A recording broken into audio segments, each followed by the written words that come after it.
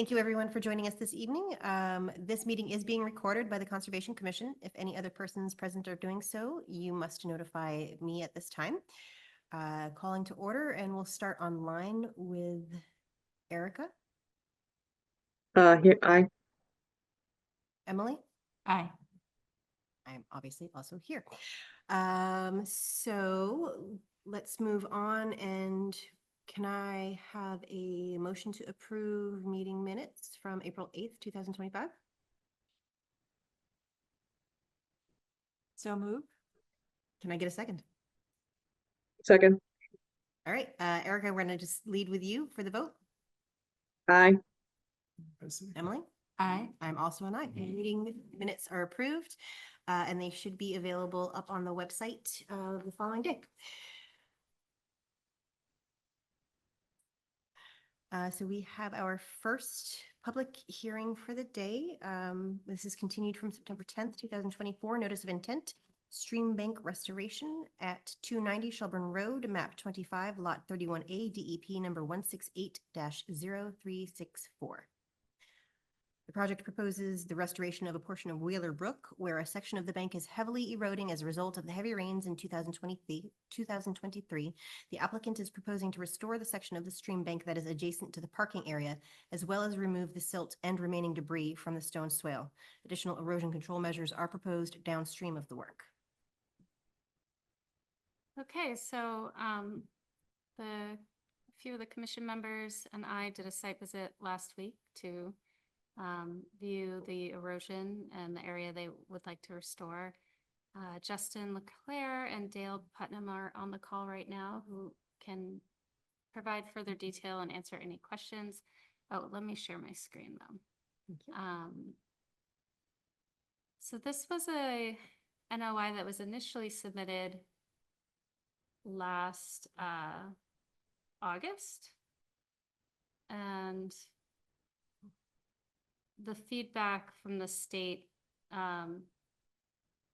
was thorough, and so they revised the plans. These are the revised plans to include green armor, and we can look at these plans, or we can look at the photos. How would you like to proceed first? Since we have the plans up, if Justin or Dale is able to walk us through these, that would be wonderful. Yeah, absolutely. Can you guys hear me? Sure can. Perfect. So just for the record, Justin Leclerc, McCarty Engineering. So Jessica, if you don't mind, I'd like to work left to right on this plan. So if you want to go down where the pavement is, nope, scroll back up. Where the note is at the end on the left-hand side of the page. Oh, keep going left. I think this is as far left as it goes. Oh, sorry. Bring your cursor up. It might be a delay on my end. Sorry. Oh, is it Where I have the turbidity curtain proposed. oh, the turbidity curtain. Yeah, at the end of the Near the, That's by the culvert, right? Yep, by the culvert. Like here? Nope, the other end. So that's up by the Oh my parking gosh, area. I this want is to talk like- about that spot last. So a little bit up, nonstop. right there. There we are. Oh, okay, yeah, I see it. So, Oh, right here, right? yep. Yeah, right here. So Sorry that's the about culvert with the pavement, correct.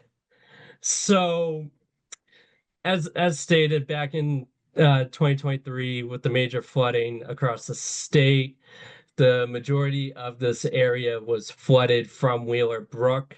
So you can, if you zoomed in, you could see smaller black dots. The previous engineer went out there.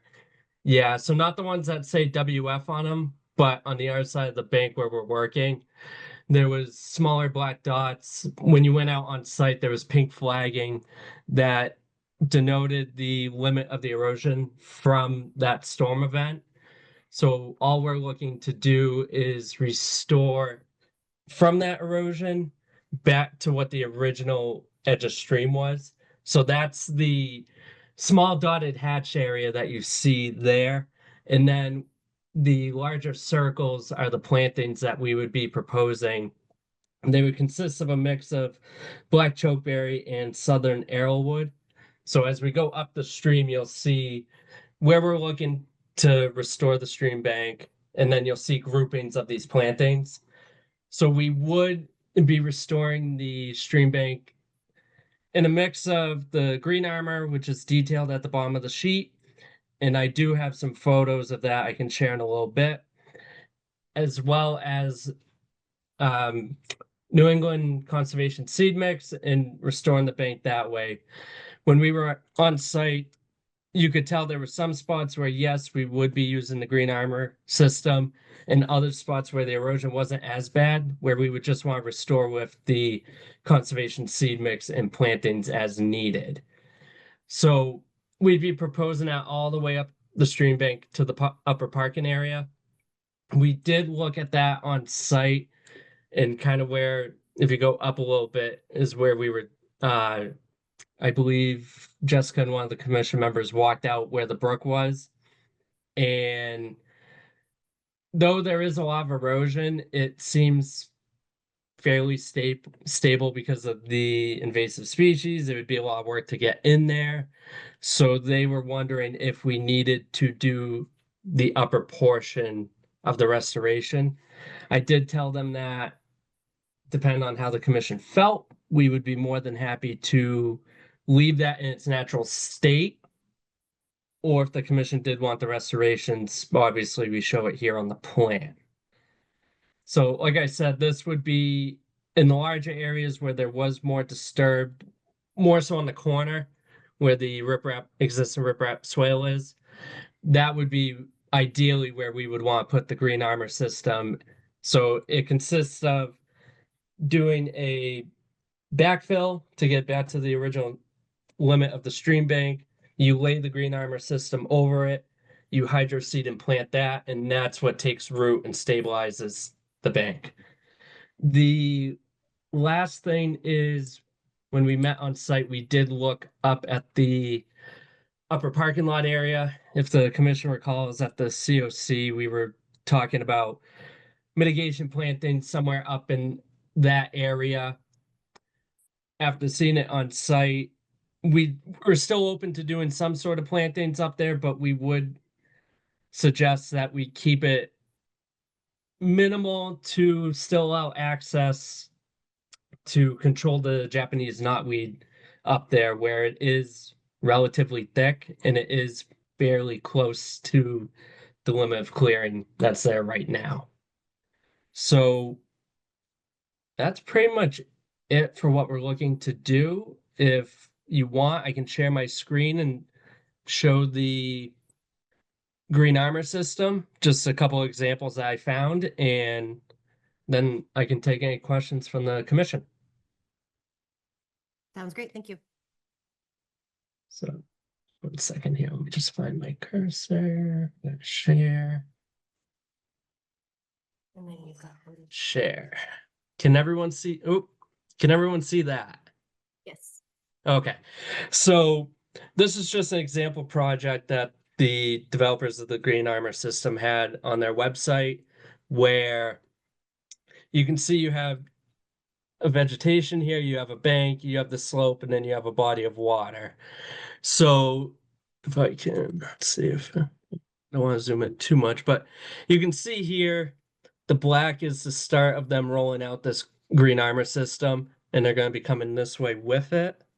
So it's just a better picture. You can see that you almost key in the green armor system at the top of bank, and then you roll it out. The best example I got of this green armor is, if you imagine jute matting and the old steel Brillo pads had a baby. So it is it's a harder. He told me that, and I'm like, that really makes sense. Yeah. It's not as fine as the jute matting. You'll see it in some of the other pictures. The spacing is a little bit larger, which allows you to hydroseed and plant it. But the fibers themselves are tougher. It's more of a plastic type fiber that stabilizes and keeps everything together. So, like I said, it was a weird analogy, but it made sense when he said it. So here it is.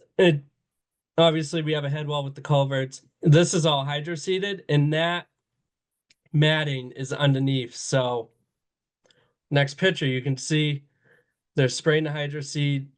So at this point, they've backfilled, they've put the slope in, they've put the green armor system over, and now they're hydroseeding on top of that, which is what we would do, obviously, on a much smaller scale.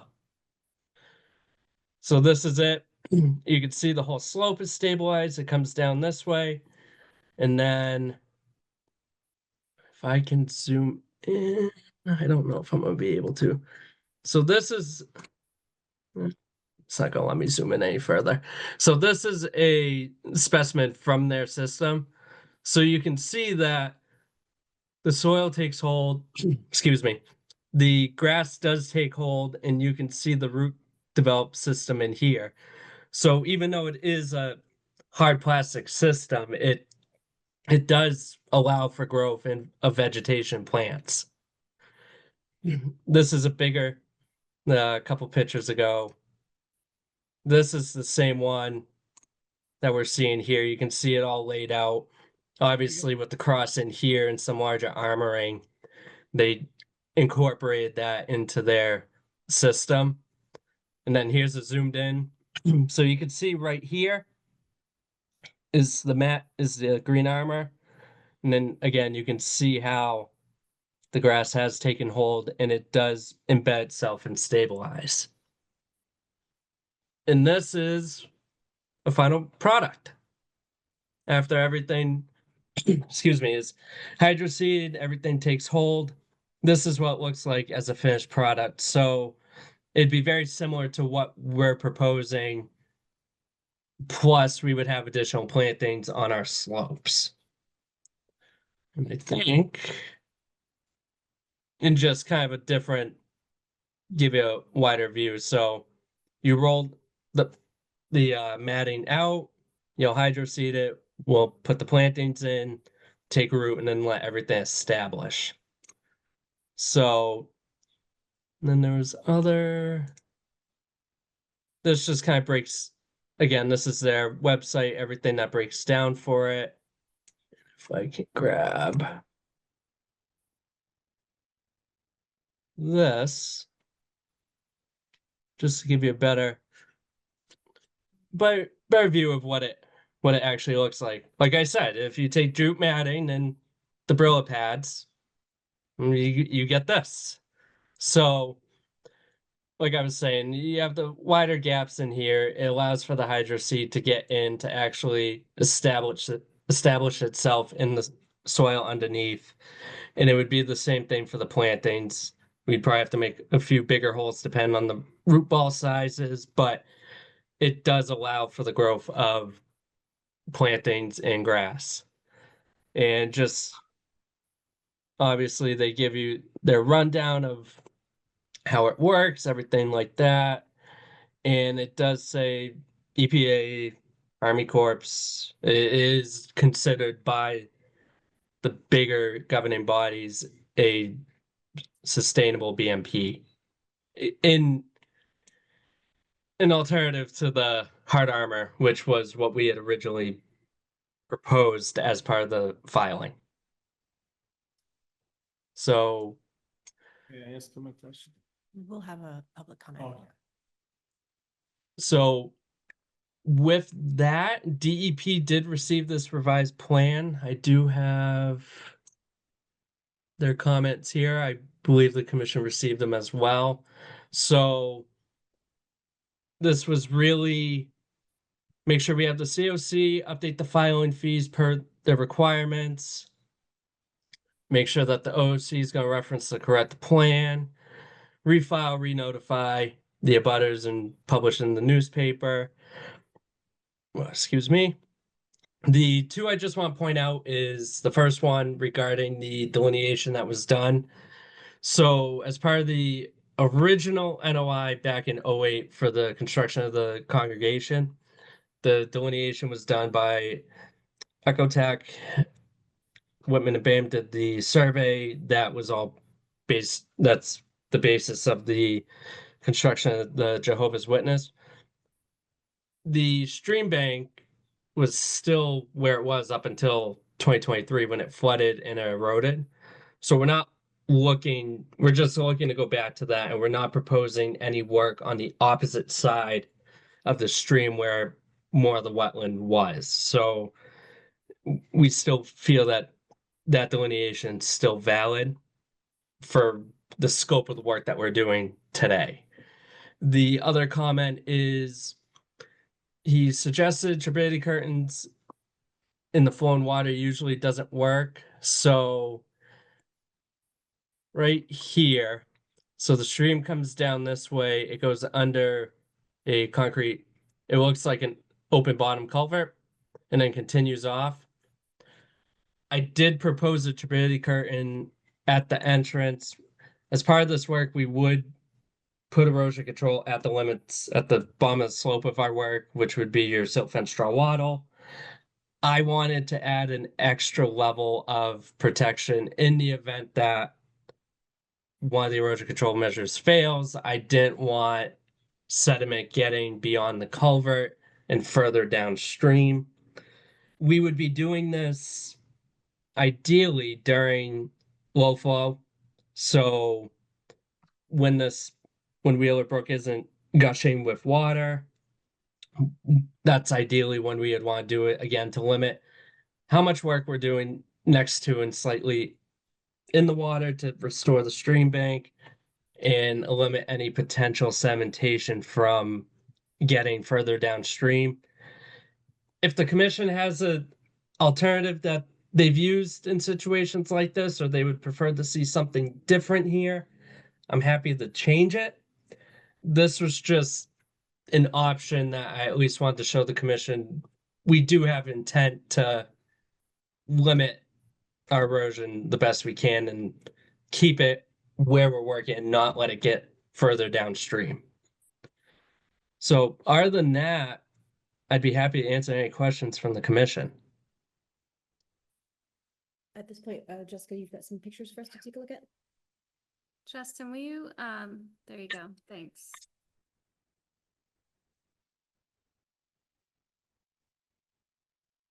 So we did a site visit on the 16th. Yes. Let's see, hold on, I'll maybe start at the other end. Okay. Okay, so this is the kind of the bend from the upper parking lot to the lower, I believe. And all the Japanese knotweed, and you can kind of start seeing where the brook is poking out and some erosion is visible.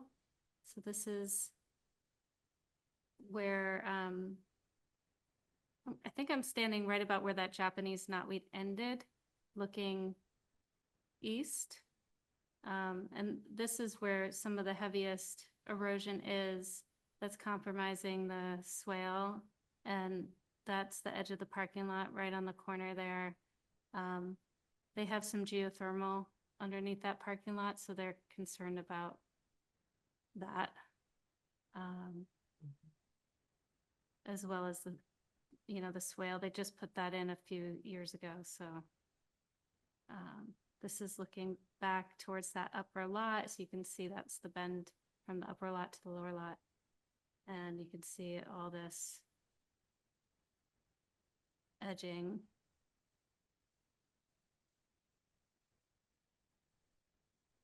This is looking east again. I'm just a little further down. And here's some more erosion. There's this sort of depressed little like flatter floodplainy that goes with the alternating part of the river bend, right? So it's bending this way and then it comes back this way, and it's like a little kind of deposit area that's grassy. There we go. That's a better picture of it. And this is, we were just looking at that, but this is kind of a better picture that's like headed into the culvert. And this is a paved kind of like a paved drive that crosses the brook to the other property that borders Mohawk Trail. That's the culvert. Now I'm standing on that paved drive looking west up the brook. So to the left is the neighboring property that borders Mohawk. And Emily and I took a walk out to that property. So it turns out upstream there is a naturally created dam that diverts what I consider to be the bulk, more than half of the water that is going down that brook, and it connects it to this floodplain. And so there's Emily. We walked up, and you can see this brook coming down this way now, and it's flowing. And so we headed up that grassy area, and so now we're like pretty far upstream. At the upper lot, there's a shed. I don't know if you remember with the certificate of compliance, there was a shed at the very edge of the Sort of the parking lot. parking lot's here, and then there's a grassy area. Yeah. With the shed. Yeah. In the corner. So we kind of entered the woods on the opposite side, in line with the shed, and we're looking down. So you can't really see the water dam yet. So right now, the brook is one. It hasn't split yet. And yeah, so see, there's the shed. Here's a Yeah. bunch of knotweed, some pretty decent sized rocks holding the bank. And so some of the proposed work, I believe, would extend to like here. It's the biggest area when you look at the map. Yeah. That would be extending the bank. And so we headed downstream, and this is the dam that we found. It's a natural log jam. Yeah. And so like, see this little path to the left, that actually feeds the brook in front of their parking lot. And then this is the water being diverted to the other property. And yeah, so like back here goes to the brook, this is being diverted. The bulk of what you see is the diverted, and then it comes out here. So one of the things we talked about is how significantly worse their situation would be without that log jam. That's it for the photos.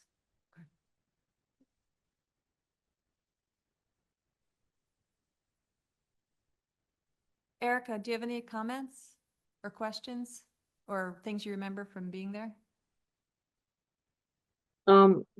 They came back together right after the culvert, didn't they? Yeah, after the culvert. It goes around the culvert, basically. Right, and then they do come back together, so, okay. Yeah. Yeah, downstream. And I have the plans back up, if I could just add. So what kept turning me around at the site visit, and then again when we first started this meeting, so this is the lower lot, this parking lot right here. I'm circling it with my cursor. And then this is the bend to the upper lot, and then that's the shed. So when Emily and I were on the stream bank upstream, we were seeing that this little section that borders the upper lot, it has like a rock with daffodils, and we could kind of pretty much clearly see that where the log jam was. And so it lines up kind of with sort of the lower part of this upper reach of restoration proposal. So anyway, I just wanted to point out that that's where the log jam was.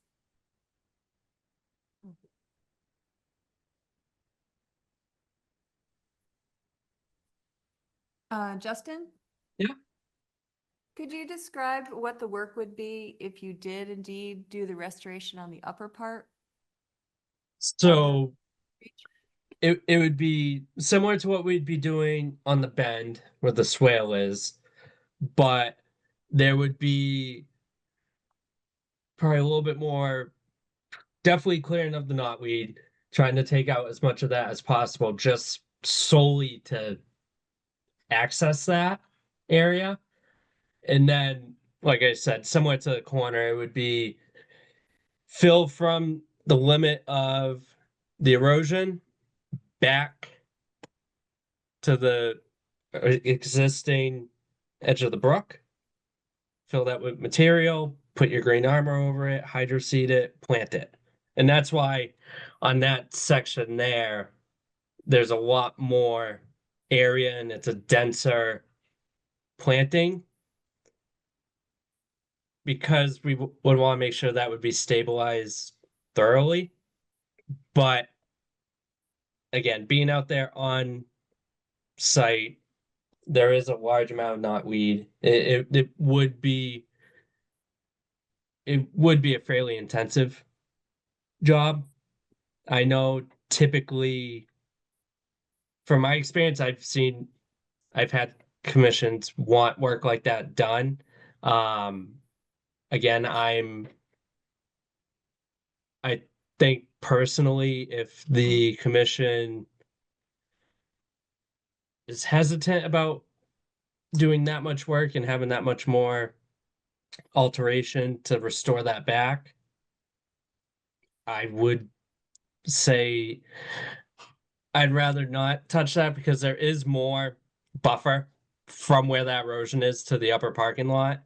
So with all that knotweed there, I would think at some point that knotweed would just overtake again and the knotweed would stabilize like way back in the day when it got brought into the state. And that was the thought of using it. But definitely on the corner would be where we would do the work if that helps you at all. Yeah, that's really helpful. To do the restoration work where the knotweed is thickest in that big area up towards the upper part of the stream, you'd have to bring in equipment or machines to do that, right? I can't imagine how it could be done by hand. No. That would definitely have to be a machine. I would think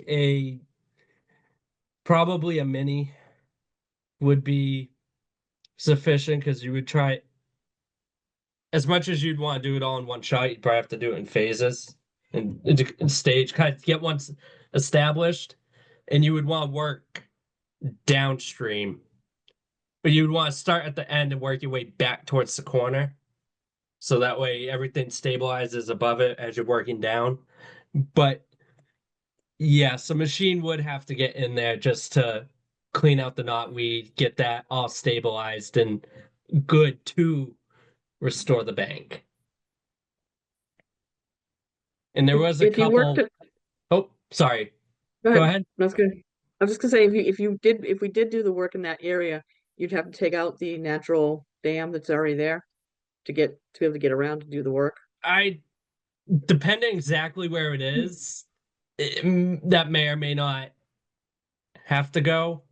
I know Mr. Putnam would prefer for that, and I think it betters everyone for that to stay because the art piece is undeveloped. It naturally goes that way, and it does end up connecting back on the other side of the culvert. So we're not disconnecting the body of water. It's just taking a detour. But it still goes through part of a wetland system. That's the finger up at the top of the page. So it's still naturally getting back to where it is. And it does, at least for our side, it does greatly reduce the problems that we would be having if all that water did go down the stream channel on our side.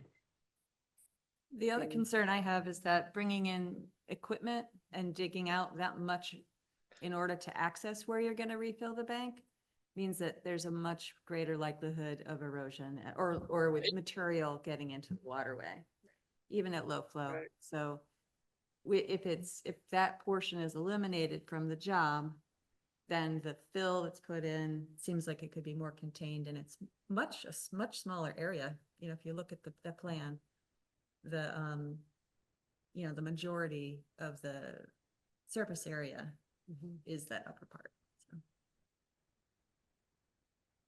This is the view again of the jam right here, and then this is the bank. And if you go, wait, I went the wrong way. If you go closer, I don't see how it could not be compromised. Like the bank's like right there, you know, on the other side, and see the soil?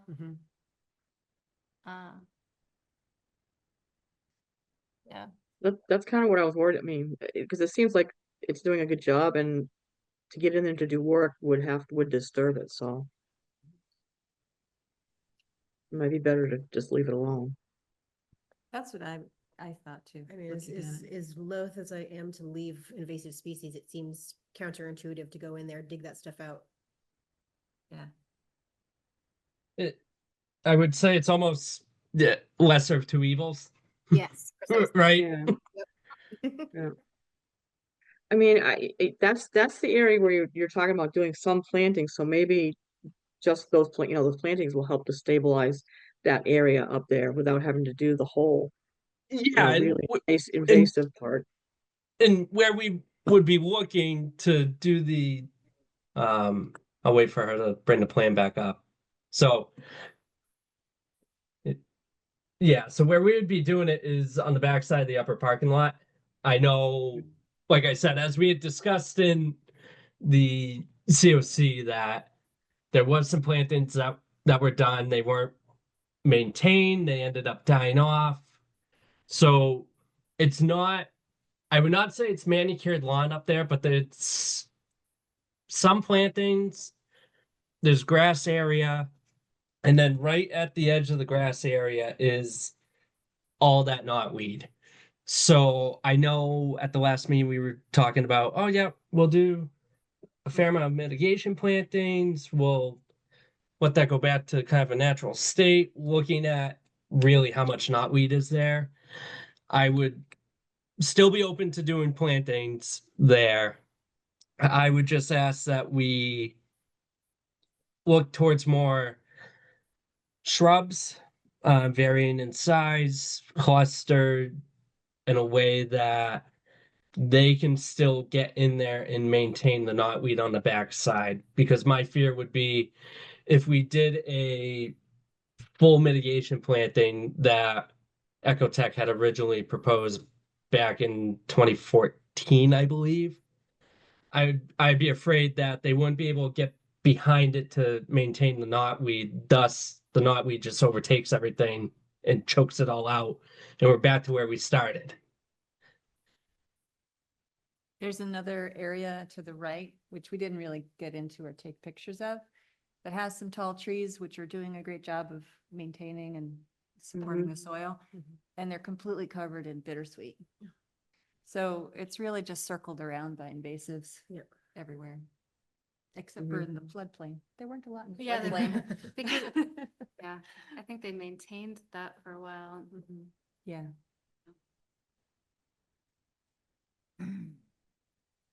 Emily, So- is the bittersweet on their side, or is that on the opposite side? I'm not sure where the property line is, but it was beyond the parking lot where we were parked, the upper lot, Right, sort of perpendicular to the stream. So right, probably okay. running parallel to the road. It's hard for me to get the directions. So, No, I was just wondering, go ahead. I was just gonna say, I was just wondering, I mean, I know they're doing a lot with the knotweed, but if they, could keep that at bay just so that we didn't lose any of the big trees that are holding stuff in. Yeah. Well, and the bittersweet as well. If the bittersweet interferes with the growth of those trees, then we lose the benefit. Yeah, Because they'll choke it, they'll wrap it and choke it. it's true. Yeah, so that's, yeah. But if that's I'm not even sure if that's their property. Gotcha. Yeah, because I think this is the property line, right? Yeah, I think it might be beyond the property line. Yeah, I think the ones you're talking about, I think that's beyond their property line. Okay. So it without having the property line staked, it's hard to tell, but I would want to lean towards that's off property.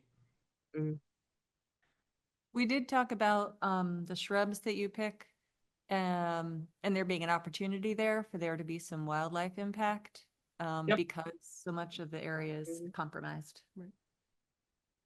Well, and Yeah. that's that choke cherry or chokeberry that is on there Yeah. is great for birds and what have you. Yeah, and that was the list Jessica had sent over to us. I forwarded that to our landscape architect and had him look it over and pick. So up at the upper parking lot, we would similar thing. Maybe if we're doing the chokeberries down there, maybe we do something similar but a little bit different just to he would like his variety. I told him as long as you don't go too crazy so it doesn't die out.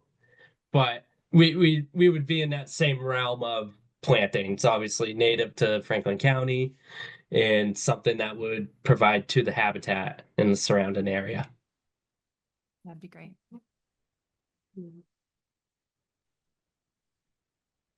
So, I wish Kristen was here. I know she would have great input, Indeed. but, I'm not sure how formal we want to be. I know Justin, you had said you wanted to get feedback and then you wanted to revise the plans accordingly. Yeah, because the biggest thing obviously being the upper portion of Wheeler Brook where we are talking, should we do it? Should we not?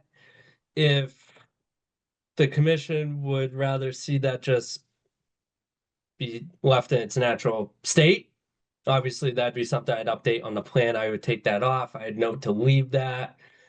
I want the commission's input regarding, okay, if we take that off, what would the commission like to see for mitigation? Plantings up at the upper parking lot, like we had talked about. So it was just some of those things I would like to see, at least a little guidance or, yep, we agree, make those changes. And then hopefully at the next meeting, you have a full commission and we can either be good or if we have to iron out some further details, things like that. I just at least wanted to make some progress so we're closer to the finish line. Because the other thing is, we say low flow to do this work. So you're probably looking August, like towards the end of the summer. Obviously, if there's a 3-week drought and this thing dries up, we would like to, if we can do the work sooner because the conditions allow us to, we would like to. But we're not trying to push and be like, oh, we want to get out there tomorrow. We just want, the sooner we have the permit, the sooner we're able to do the work when the conditions allow us to. That I think that's just the one thing we're looking for.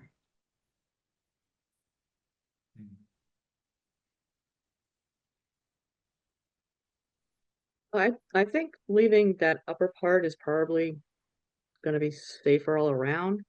But I would definitely want to see on the map kind of like fairly really like closely exactly where that division is. You know, where the natural dam is. You know, is it right at that corner or is it just, you know, is it up a little bit or is it, you know, so I, you know, kind of wanted to see exact kind of fairly accurately where it is actually.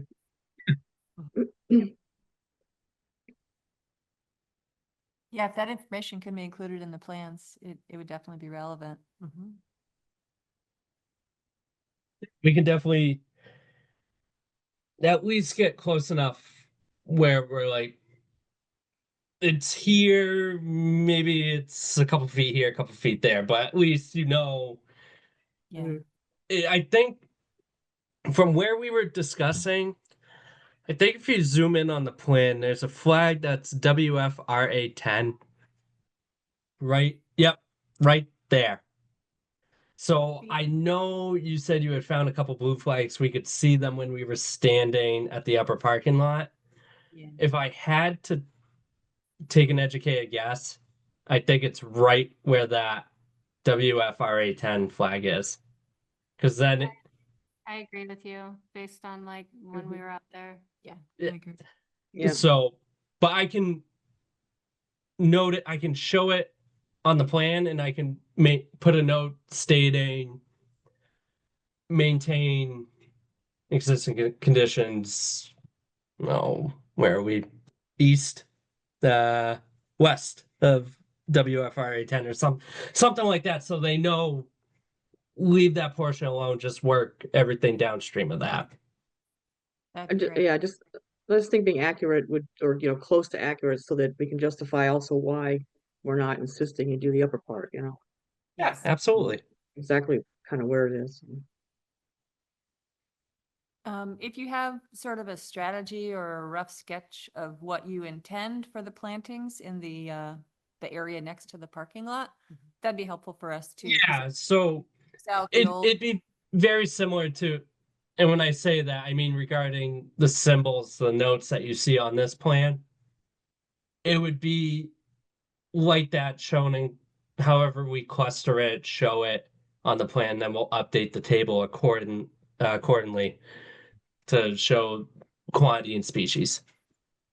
Great. And then for the area where there will be the green armoring, I know we talked about the height of the bank. In some areas is pretty steep and abrupt. And then in other areas, like the bench area that Jessica called out, is more gradual and less in need of that, you know, adding fill. So I'm not sure if you'll delineate this on the plan, but if there are areas where you see that the green armoring isn't necessary or it's optional, that'd be helpful too. Yeah, just kind of show where, okay, green armor here, we'll do natural over here, right? That's kind of what you're looking for, where it's going to be a natural restoration and where we would have to put that green armor system in. Right, exactly. Okay. I just have one question about that green armor, but that I wasn't sure if you, maybe I missed. Does it eventually biodegrade, or is it always there? Because you kept saying it was plastic, and I didn't know if it was really plastic or that was sort of what it was like. I believe it is a hard plastic. I thought there was something. I noticed on the website as you were walking us through that they made mention of having it not be something that sheds microplastics into. Yes, and that's what I was trying to. I'm like, I know it doesn't shed them, but I can triple check. Any more But information you have about the long-term life of it and Yeah, decomposition or stability or, you know, harm or not harm, that'd be helpful for us too. yeah. No, I can definitely pull something out of all their information regarding that. But yeah, I would say it doesn't shed the microplastics, but looking real quick, I don't see on hand what their Yeah, I didn't notice that they lifespan. specifically what the material or the lifespan of it was. So if you could provide us with that detail, that would be very helpful. So just looking quick. They design with durable UV stabilized thermally fused nylon filaments. So that, but I can put together a little write up, I'll say, like a little memo just detailing what it is and how it acts. That'd be Okay. excellent. Perfect. Dale, did you have any comments or questions? If you're still there? Yeah, no, I'm still here. I'm just listening to the whole discussion.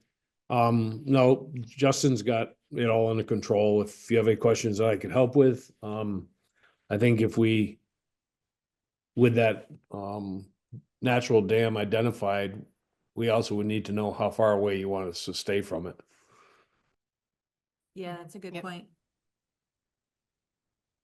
I think the feedback that I would give is that any work that's done below it, that's not going to interact with it to cause it to destabilize is gonna be fine. So maybe that's part of the reason why it's important for it to be on the plan, Justin. Yep. So that you can provide some information to us and you can also be assessing what the impact on it would be. Yes. So just both for Dale and for the commission, based on the conversation, let's say it's at RA10, right? I would still want to do the work where it's zoomed in right now where it says 6 HV and you see the 6 shrubs going along that thin a little bit to the left. Yeah. Um, that's really where you start seeing the erosion coming down towards the corner where it's eroding the riprap swale. And because that section runs parallel with it, that would be one spot I would like to start the work there. So that way we don't further erode and then great, we fixed the problem at the corner, but now upstream it's eroded Right. 2-3 years down the road from now.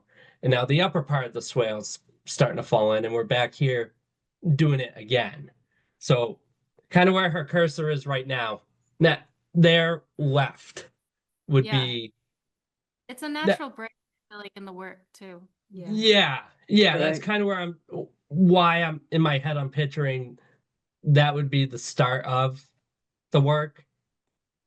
But again, if that log's a little bit further down, maybe we tweak it a little bit and push the line down. But just to give the commission a rough idea, that's where I would want to start. Can you bring up the pictures just for a minute, Yeah. Jessica?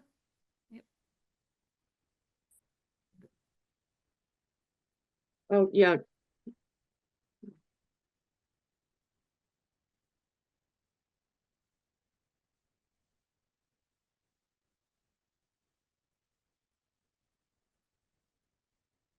So I think that Yep.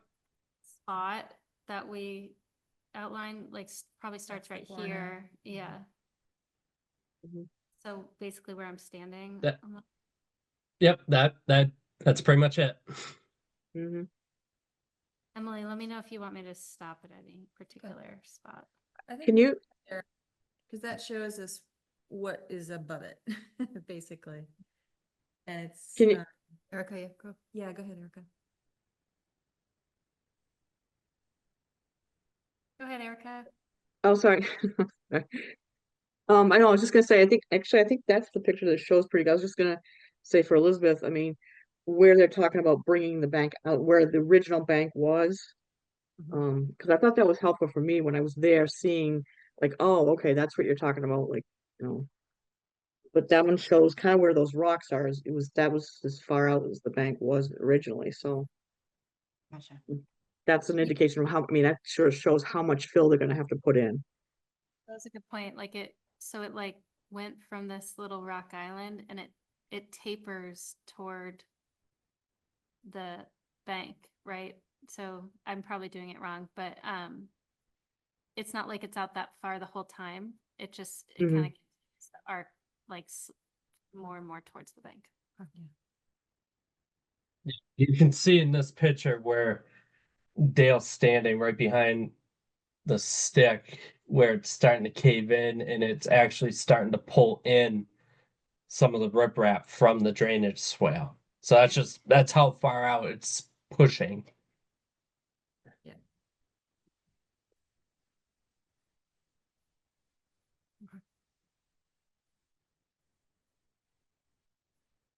All right, I feel like I have a clear picture. Do we have any further questions from the commission? At this point, we can Right. open up the hearing to any public comment. Well, Erica asked my question. I was wondering if it was biodegradable, that green armor. And Justin, can you hear me? Yep.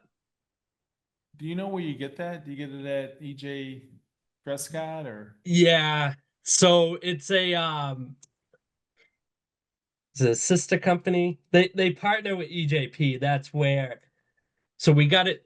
We got their info through EJP. Okay. That's where I use Jute on my banks. So I forget I forget the gentleman's name that pointed this one out to us, but that was we had reached out to him and said, what can we use? And he gave this one as this is the new alternative to that. Yeah, well, it looks pretty cool. Yeah, so one of the pictures I have here, they actually used it at the Sochi Olympics when they were building the village. And Wow. it's their picture of them doing one of the ravines for the drainage. Like, all right, that's impressive. Yeah. Okay. Any further comment or question from the public?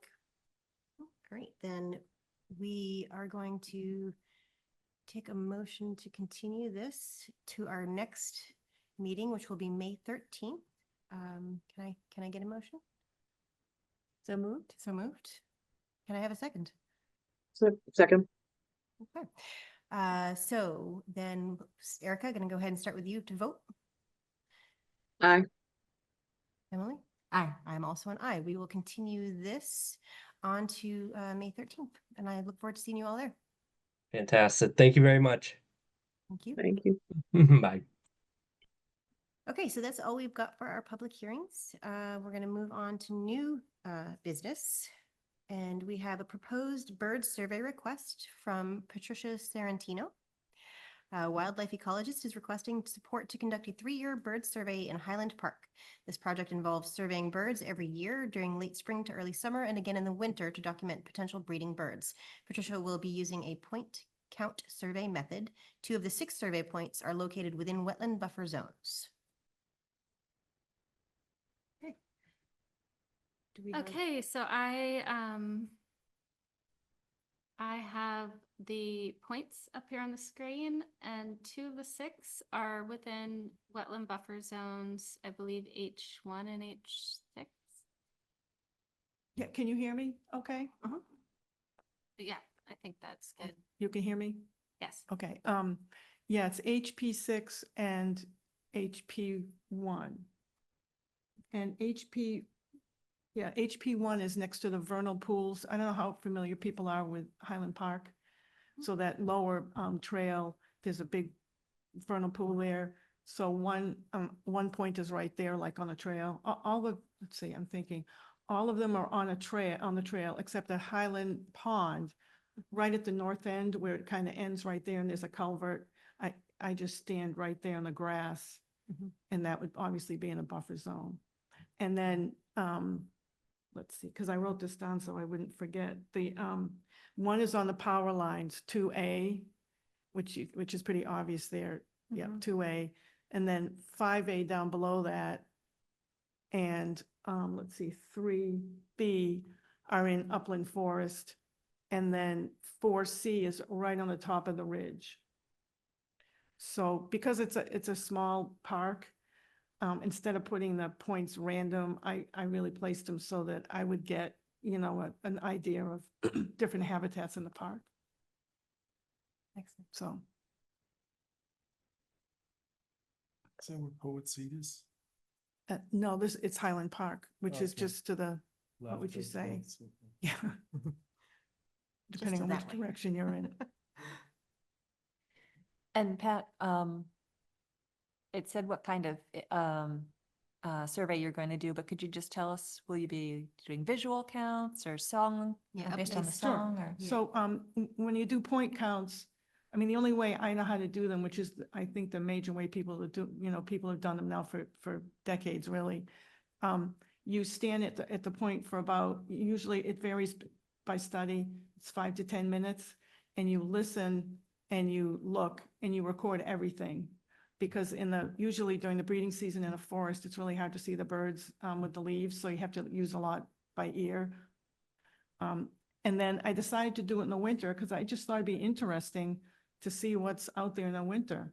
Mhm. I mean, it's probably the same thing you'd expect, but sometimes things come up or, that you don't expect. I know one thing doing these kind of studies is you always come up with things that you didn't expect or, learn something new. So it's usually pretty interesting. Do you use an app for the bird ID or do you know them all? The song app. Well, I mean, it'd be really nice to say, I know them all. Um, I mean, I've been doing this for years, so I know most of them, but I know whenever I get out there to do a formal survey is when I'm like, oh my God, was that a chickadee or a titmouse? Because their songs can be the same or their Yeah. calls. So that's Mhm. what I'm saying is you learn a lot because now you're trying to do something very formally. You don't want to write down chickadee if it's not a chickadee. So I do use Merlin once in a while if I'm confused over, pretty confused over something. Or, but usually every spring I try to actually review birdsong. And then, calls are very difficult. Like, you can listen to the calls on a, an app or whatever. And it will say, oh yeah, this warbler sounds like, a metallic chink. And then this is more like a pish. And then you listen and you're like, they sound the same. Yeah. So, that part's difficult, but the other thing is if you do it 3 times, you'll if you make a mistake, you'll figure it out. Or if you're not sure, you put question mark because maybe you don't want to add that bird in. Or it's in the wrong habitat, so you're probably not hearing what you think you heard. Well, and that actually raises my question. When you've completed this study, what will you be doing with that information? Will it be made public so that we have documentation of what we're seeing here Right. and now in terms of migratory birds in their habits? Right, that was one of the reasons is, I've been going to Highland Park for over 30 years. And, there's some really interesting birds in there that probably most people don't realize are there. And I thought this would be a good way to get some baseline data for as long as we can do it and have permission. Because in the future, with climate change and also, this woolly adelgid, which Emily, you're probably more familiar with that than I am. There's just a lot of things out there that are now affecting bird populations. So it'd be nice to have some data to know what's out there. And it's a pretty diverse park for a small area, habitat wise. Mhm. I think this is an excellent study. Erica, do you have comments or questions? Sorry. I'm impressed. I love it because I have an app on my phone I got from Cornell. And what's interesting is you go out, we're out on Lamb-Black Road, and I go out in the morning, and all the birds are so chatty. And it's amazing, like 19, 25 bird sounds come in. I was never aware of all these birds, and it's so cool because then you can click on it and it tells you all the information on the bird. So I'm impressed that you want to do this. I think it's so cool. Very neat. Erica, did you have any questions or comments? No, sounds great. I'd love to see what your data ends up being. Too. Do you have any concerns specifically as it relates to the resource areas that you have brought to our attention? No, because I don't, I just stand there and I listen. So it's not like, I'm running through the vernal pool, which you don't want to do anyway. Right. So you really, sometimes if you don't know what a bird is and you see it, you can usually move around and not, disturb things very much. But normally you're not doing a lot of walking around the area. You're trying to stay still so that the birds now just think you're not moving, which means you're disturbing them less. And unfortunately, the birds in there, they get disturbed a lot by, people and dogs. And so they're probably used to more disturbance than we realize, but there's no, you don't want to add to it. The other thing is probably, if you want, at the end of every year, I can just give you a synopsis. And then after a few years, I'll probably try to do some, just minimal data analysis like abundance and diversity, things like that. But after every year, it'd be very simple to just, have an Excel file, for example, that says, these are the birds I saw. And these are the ones we think we're breeding and others that we're not sure of or moving through or whatever. That'd be really valuable. That would be. Yeah, so I think the recreation, Christy said she'd like to get the results. and then you would get the results. And I think, is there any other people you think, or commission, or, departments that would want the results, or, because that's what I have right now, is just you and Christie. I think what would make the most sense would to be have it posted to someplace publicly on our website so that anybody who would want to have it could then download a Mhm. PDF, Yeah. probably. Yeah, that's fine. Great. I love that. That's wonderful. Thank you. Okay, well, thank you. So you, no problem then, just, I see no issues with what you've proposed at all. So Okay. any of the other commission? No, sounds great. okay, and if Sounds anyone. very passive and, yeah. Oh, I was just gonna say, thank you. If anyone has questions, feel free to, just send them to me, and, I'm happy to answer those. Thank you. Thank you so much. Well, thank you. Thanks. Thanks so much, Pat. Put all your years of effort into this. We appreciate it. Okay, moving on to our next order of new business. The mayor has authorized the Department of Planning and Development to proceed with the surplus property distribution process for parcel 52-25, Hope Street Municipal Parking Lot. The commission will review the parcel and issue any relevant comments or make a positive recommendation to the Department of Planning and Development by May 15th, 2025.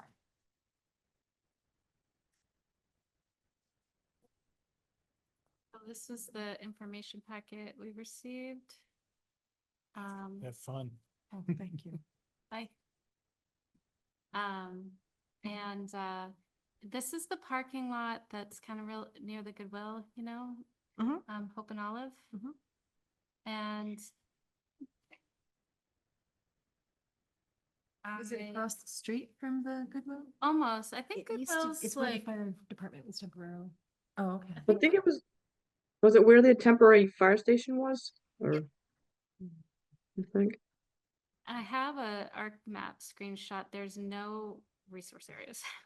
No, no, it's been pavement for quite some time. Yeah, so, but I just wanted to, illustrate that all the layers are active and nothing showing, so. Okay, excellent.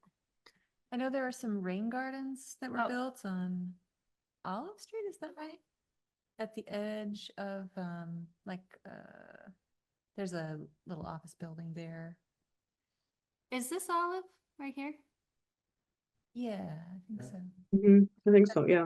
So the Right, rain right, gardens right. are right. That's the Salvation Army and then Yeah, they're, Hope and All on the other side there. see me pointing there, but they're a little further that way. Oh, so they're down this road. Yeah, Okay. sort of where there's like, Yeah. That's the like apartment buildings kind of, Yeah, and just yeah. below that. transportation center and stuff. or- Yeah, the transit center is, yep. So the right. development of this lot would not impact the rain gardens, okay. Yeah, no. Yeah, so, what I'm looking for is to be able to, provide any comments you have or provide a motion to, how did I word it? And what is the activity that's proposed? She, Is it repaving it or? no, it's, I think they want to sell it, don't they? Or- Sell it. Mhm. for Yes. housing Housing. development. Well, My it's in a good gosh. area for that. It is a good area for Yeah, that. absolutely. Too much space.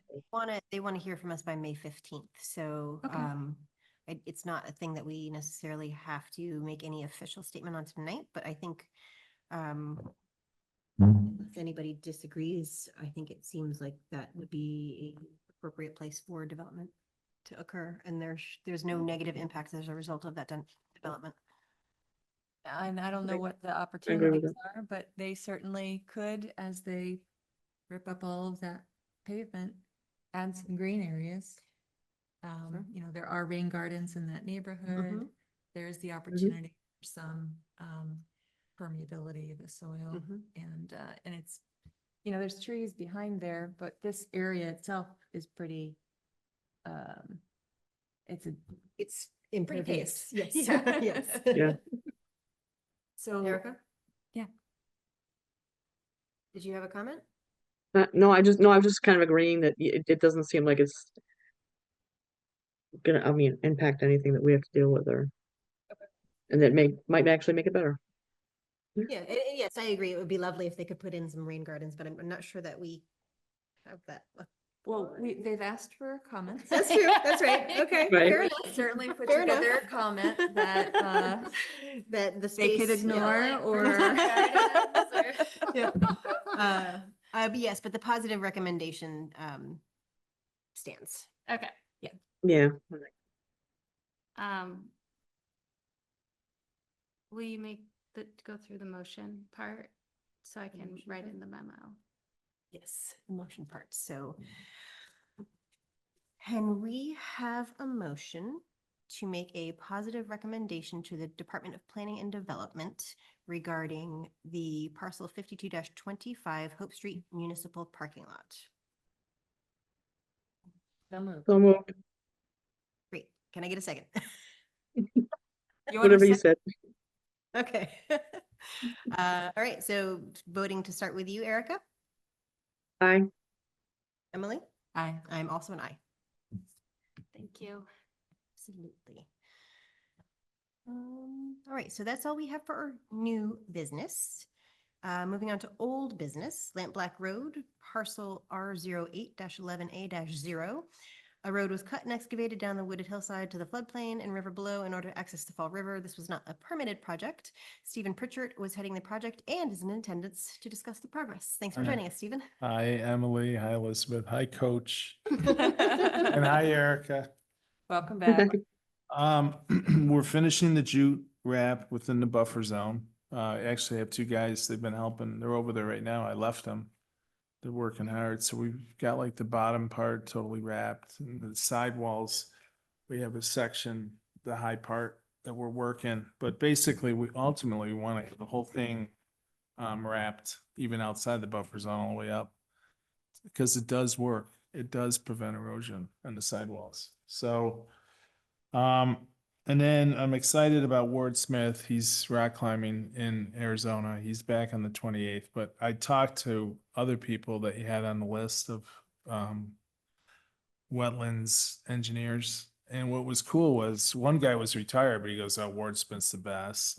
And another guy, he goes, "I've been retired for 13 years." Oh my gosh, yeah, we need to update that Yeah. list. Nicest guy. Can I pause you for just one moment? Sure. Because I want to update the commission, because when we left last, we were gonna reach out to Mark Stinson, Mhm. which we did.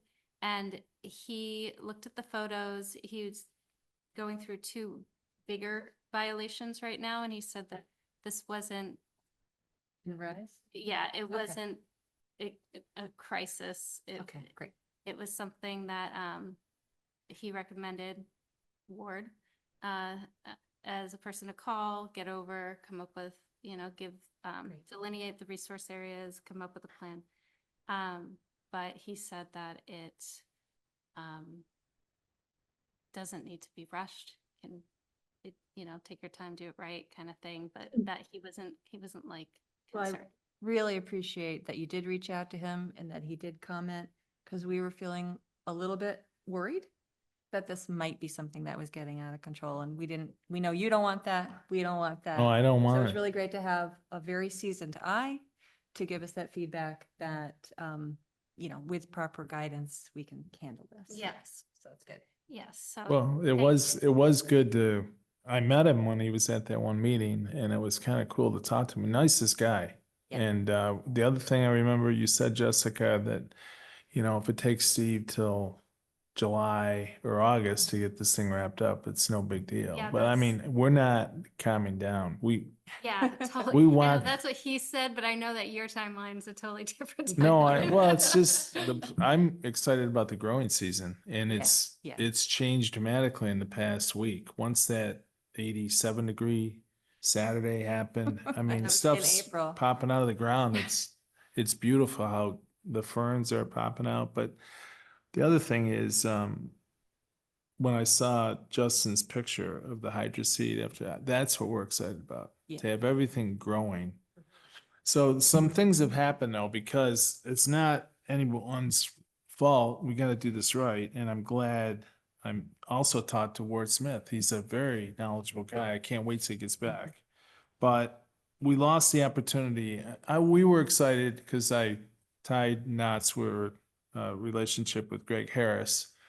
And he had an inventory of trees available to him that he knew about in the fall. Those are no longer available because we just didn't have an answer as to when we could take them. So I'm gonna send you a new plan. I also had the excavator out, who is the expert in also erosion control, making roads and for ski resorts and stuff. And he came out. So I asked him, I said, how many trees did you take down? And he said, Steve, I don't think it was any more than 10. He goes, do you need me to call the commission? I said, no, I'll ask them if they need proof. But so I'm going to base our replanting plan. Missy already redid. It's not as nice as Justin's. I mean, it's pretty detailed. With all the keys and stuff. But Missy did a good job with PowerPoint showing the trees. We're still going to do some ground cover. That's also has wildlife in mind. I mean, Greg Harris knows what attracts, like there's a wild blueberry bush he was gonna plant and it attracts certain kinds of birds and stuff. And then the other thing I wanted to say that, Jessica, you were concerned, the situation is trees, small ones, have a very limited chance of survival. So Greg Harris talked me into more established trees.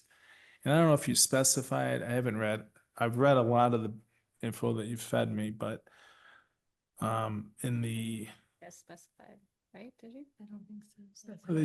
are they Like a supposed, diameter. Oh, we did area. not specify size, but I think I understand, given that it's shaded, it's gonna be harder for those smaller yeah, things to so survive. that's what Greg said too. He goes, you want them to have a chance because the sun, is straight up June 21st, but it loses its power much quicker in a valley than it does on the flat land next to Hope and Olive. Right. So, he recommends 1.5 to 2 inch diameter trees. The root balls are, I said to him, well, we'll just roll them down. He goes, Steve, they're 300 pounds. So Jessica kind of wins because she goes, oh, you got to bring heavy equipment down here. So I just want to make the commission aware. Greg Harris said, Steve, we do it all the time, regardless of the steepness of the slope, because we're nowhere near, I'm not minimizing the effect of this. We're like the water, the spring is 310 feet from the river. There's 160 feet of floodplain. And then we have the 200-foot buffer zone. It's 150 feet into the buffer zone, that wet spot where Kristen saw it in the winter. It was 50, it was running then. So anyway, my whole point is, he said, we'll go down gingerly. And I talked to West County, they're the ones that we're gonna rent from, they're right there. And he wants a Caterpillar 307, which has 25 pounds per square foot weight. And they have rubber coated tracks. So if you go slow, it doesn't impact the jute. We're gonna hydroseed jute on the path bed as well. And then I think you saw them when you were there. I picked up straw rolls from EJ Prescott, and you lay that over the grass because that'll hold moisture. But I'm gonna talk to the hydroseed guy. I mean, they say it can germinate within 7 to 10 days. So anyway, we're patiently waiting to meet Ward Smith. I'll send you the planting schedule or the map. And, there might be a couple extras because there's some root ball holes on the side banks. We want to fill those. Interestingly enough, when she mentioned Woolly Adelgid, we had in mind hemlock because there's a lot of hemlock in the valley. Yeah, But I saw some limbs that I was picking up on the flat. it probably has In it. Woolly Adelgids, like just clusters. I thought the government had figured out, or the EPA or somebody figured out a way to get rid of the little aphids. I guess not. No, it's, I know there are systemic treatments, but at a landscape scale, it's just not viable. We're protected by cold snaps in the winter, and that holds it back. Basically, it kills it enough that the trees aren't dying. So the higher elevations are a little more protected because of that, because they have colder winters. I see. But it's, given the trends of climate change, eventually probably what I've heard is that the hemlock that are on sites that are most suited to it are tending to be more resilient. So that's wetter areas. But then if they're in an area that they're less suited to, and it's getting warmer where they are, they're more likely to die. So it's like a lot of different variables coming together. Well, it seems like, and that's what the excavator said. He says, Steve, please remember, when in the summertime, there was a microburst. That's Yeah. what started the interest in making the trail. Cause Uh-huh. we went over there, cause several trees fell into the hayfield. So Yeah. these same guys that are laying the jute tonight, they're my buddies, they're contractors' sons, and they have little babies and they need extra money, so they love. So I'm like, don't exaggerate on your hours, guys, because I have to catch them all the time. But anyway, we were over there bucking up the trees, and we could not believe, not from the microbursts, but how many dead trees there are in every forest. Yeah. And It's actually really good. it is, because the Down wood, nutrients, yeah, Exactly, yeah. but a lot of them are hemlocks. Yeah, So my whole point of bringing it up is we're gonna reanalyze the mix. yeah, And should we put, new hemlocks in that could get woolly that's very wise. and die? So we might go more beach. but Yeah, Yeah, Mainly, I see, well, the Beach beach is, shedding? yeah, Leaf there's a litter, nematode leaf that mold causes, disease. Yeah, but I think your point about the multiple stresses on the hemlocks is good, because that means that given that this particular site will have those multiple stresses, and so reassessing that particular piece. I'm not sure how pervasive that nematode has gotten with the beach, and I'm not sure, are you? It's pretty much It's pretty much everywhere. everywhere. It's yeah, it's very distressing how quickly it's spread. I wouldn't have expected it, but I've seen it in Greenfield, I've seen it up in the hills. So gross. so we might minimize them too, because there aren't many beach in this forest. Yeah. You see, believe it or not, there's some huge, these guys think they're sycamore trees, but I never saw trees so big. Yeah, Like sycamore down on get the- very big, and They love the floodplain. they do. Yeah, They're Um, down on the floodplain. There's several of them, huge. yeah.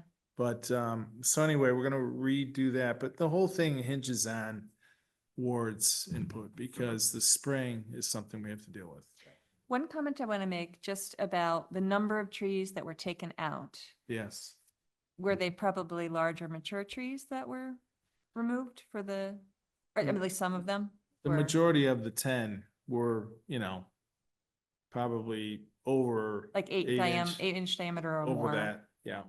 So, I'm sure you're talking to folks who know the dynamics of the forest and all that, but the trees that you're putting in, they are just taking up much less space than the trees that were there before. Exactly. And, forest is kind of like a pyramid, like when there's a disturbance, lots of stuff comes in. Mhm. Shrubs, trees, it's all mixed in. And then as the trees get taller, if it's going to stay a forest, then they start excluding other stuff. So you lose those herbaceous, and Yeah. then you get fewer trees. So the 10 trees after a disturbance, which is what you've got, man-made disturbance, it might make sense to have more trees to take up that same area, Yeah, because the trees that were taken down had competed with one another. So all that was left was 10 trees, but they were taking up the space of many more trees. So Right. I'm not telling you have to plant 300 trees, but I just wanted to make sure that as you guys are thinking about it, it's not apples to apples when you look at a little tree versus a big tree. Right. And Right. but the fact that you're thinking about doing other shrubs or, anything else that can fill up that space and have the roots be in the soil so that they're doing their work. And I'd encourage you actually to look at where the blowdowns are. See what's happening over there. Because the species that come in are probably the species that would do well where you are. yeah. And then the one other thing is that I don't know how much deer you've got there, but the deer make this big difference because they just like nibble everything that they like. So what's left is what they don't like. So I don't know. No, it's gonna be fun. We're excited. Well, the first approach was, we looked at the length of the trail, and that's where Melissa was wigging out, because it was over $30,000. But I'm like, honey, you only live once, but we lost it. But we were like, but Oh, because it was gonna be a beautiful approach, but Greg Harris has done trees his whole life, and he's like, Yeah. you gotta do like a 25-foot spacing, because you want the canopy to get the sun it needs, because they're gonna compete, only the strong survive, all that kind Exactly. of stuff. So based on 593 feet, we were staggering them across the path. Okay. Different varieties and, but the cost came into it because everything's adding up. The ground cover itself is expensive. I'm Okay. paying these guys to help because I want to make sure we meet the growing season. I don't, because Greg even said, well, we could wait till fall, but he says we're killing ourselves because you want to get the trees in. It's going to be the best thing. Right now, the water's drying up. The groundwater's pretty much gone. The spring's running And we've had droughts. We've been in a drought since last fall. and we Yeah. still are. You Yes. can Yeah. tell it's dry already. And then with the winds, it's drying out fast. Exactly. Hey, Steve, can you guys hear me? Can I just cut in? This is Missy, Steve's wife. How you doing? I miss you. Hi. I just want to clarify one thing. So we're waiting for Ward to get back next week. And we're not exactly sure when he's going to be able to come over. Hopefully it'll be soon. But are we waiting for him before we plant any trees? Is that the thought process? Well, that was the next topic I was gonna bring up because of where you can see, Jessica's seen it, you can see where the spring, it's based on that wet area that Kristen saw in the winter photos, because it never froze. It's like 50-degree spring water. Right. You can see the diagonal of that cut because there's still spring water. And Emily, I think you approached it the last time because you don't really know. Yeah. But it's more apparent now that the groundwater is dried up from the thaw. Mhm. You go downhill from where the water's coming out of the bank comes down to the path. You can see where the water's coming out. So the whole intent of Ward, and as well as Greg Harris and the excavator, is you go downhill where the wetness stops and that swale where he wanted to put the culvert pipe would be at the lowest point of that swale. So no matter what moisture came down the small banks of the swale, So you're sort of creating a a bowl, drainage, a bowl. basically. Yeah. And then the clear water, the spring is spotless. It's like we stuck our finger in it today and there's actually pressure where it bubbles up. But the majority of it is still going under the path because there's a natural ravine. The ravine is still there. So anyway, the whole point is where Missy and I were going is we don't have the green light to plant yet because you want to hear what Ward Smith has to say about getting rid of the running water, correct? So Because we could plant trees and keep the Right. swath open where the water bar or Could you culvert. put the planting plan up? Well, this This is is not not the the current planting planting plan plan. anymore, but Oh, okay. this. So if- it's changed. if It shows the helps, path and Just where this, because this is like the last meeting. The goal was to get the go-ahead and then it pivoted to Mark Stinson. Right. And So- he said. He said, to Talk call about Ward.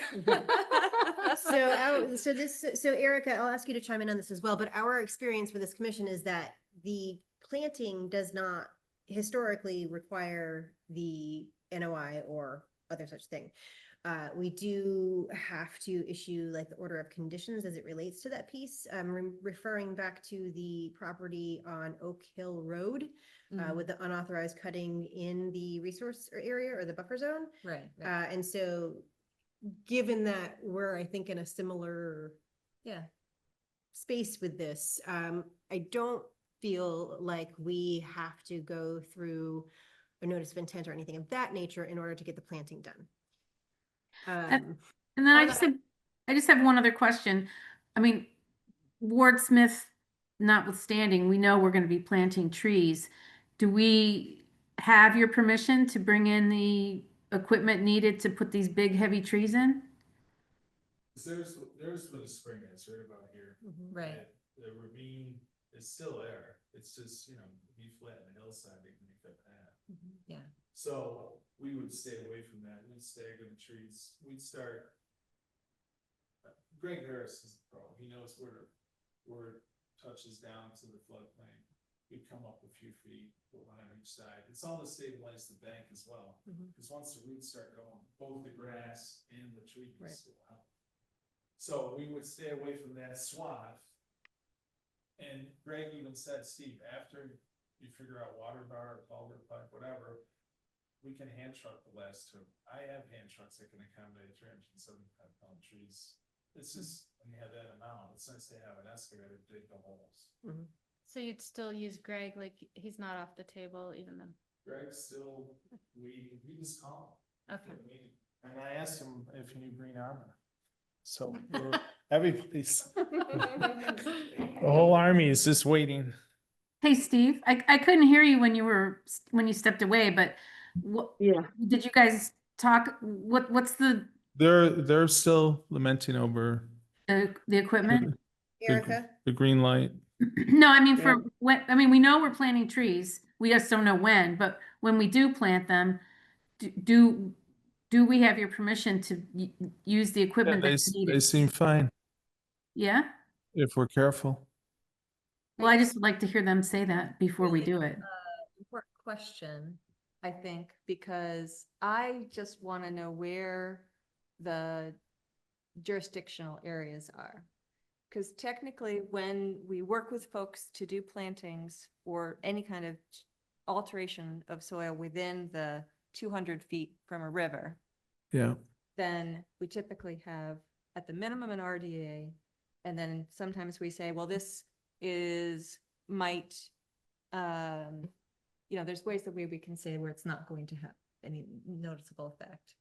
But then generally we work with people that have an NOI, and we haven't done that here because we're working, as Elizabeth said, we're working in this, we're trying to work with you on it. So, do we have a way of overlaying that, or can we look at the map just to see? Because there was some kind of, not a delineation, but we had a map that showed where the. Yeah, the ArcMap Yeah. screenshot. Well, Emily, you just brought up a comment though that, I'm not trying to open any cans of No, worms. no, not at all. here. You- Just you trying to be s- clear. you're talking 200 feet from the river. Exactly, which is the And- resource area, Yeah. right? So where the path touches down, I've done it so many times, because I went out. Jessica beat me to the punch talking to Mark Stinson, because I was out there measuring. You beat me. Oh, yeah, yeah. Actually, you Well, with the rode. pictures, you beat me with the pictures, because I was out there measuring from the riverbank Oh, to, good. because Mark wanted to know. Yeah. And so it's 160 from the riverbank That's right, to you were saying the, that before. where it touches down. So here's what Greg Harris and I could do, Okay. just to So protect. 40 feet up. Yeah, 40 feet. We don't is plan the anything 40 feet 200. down. Yeah. If you stay outside of the resource areas, that's the safe zone. That's Well- the green zone. If you stay, and the buffer zone goes further, right? Okay, can I walk Please. through this ArcMap? Please. So what you're seeing on the screen Yeah. is not accurate, but so the green, teal, whatever, seafoam green buffer lines is the riverfront area from that thin blue stream, which is obviously not the width of the river. I think this is where we enter the woods approximately for the trail. It curves north and it kind of like comes down, right? So Yes, you're kind of yes. winding. Yeah. And then it crosses this. That's a buffer zone Seep. from the wetland? Ah, It's The like seep. it's like an intermittent seepy kind of Right. streamy thing that's not very well defined. Right. But it's there. And and that's the- what you've been talking about, crossing the. Yeah, so river. the road kind of bleeds over it Yes, it does. and then it ends. That's that place where the deposit is. Yeah. Right. Yeah, Yep. so that's kind of this little line. Mhm.